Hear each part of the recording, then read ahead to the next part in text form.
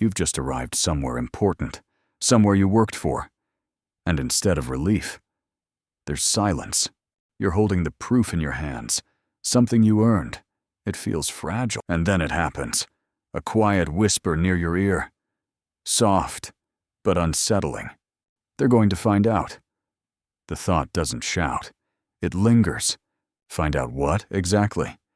You search your own reflection, as if the answer is hiding there. That you're not as capable as they think. That this role is too big. Like you're wearing something you haven't grown into. Maybe it was luck. A random feather drifting down. An accident. And what if it disappears? What if the ground beneath you fades? What if this doesn't last? Success was supposed to feel solid, like standing on something stable. But it feels sketched in pencil, like thin ice, still, cracking quietly underneath. You reread messages 5 times, looking for mistakes that aren't there, scanning for evidence.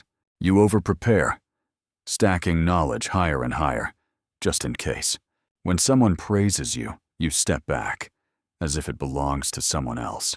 Attention feels exposing, not empowering, like light revealing something unfinished. So you sit alone with it, time passing, trying to understand why success feels like threat.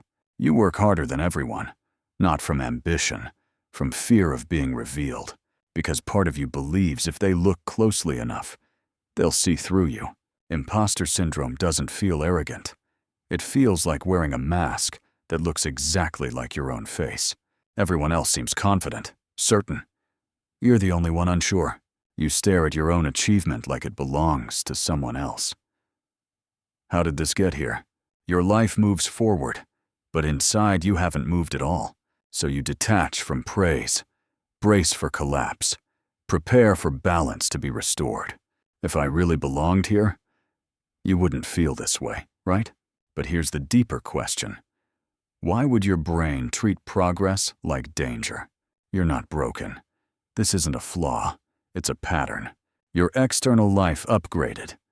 Your internal identity hasn't caught up yet. Your brain is still reading from an old file, an outdated version of you. Identity updates slowly, layer by layer, not all at once.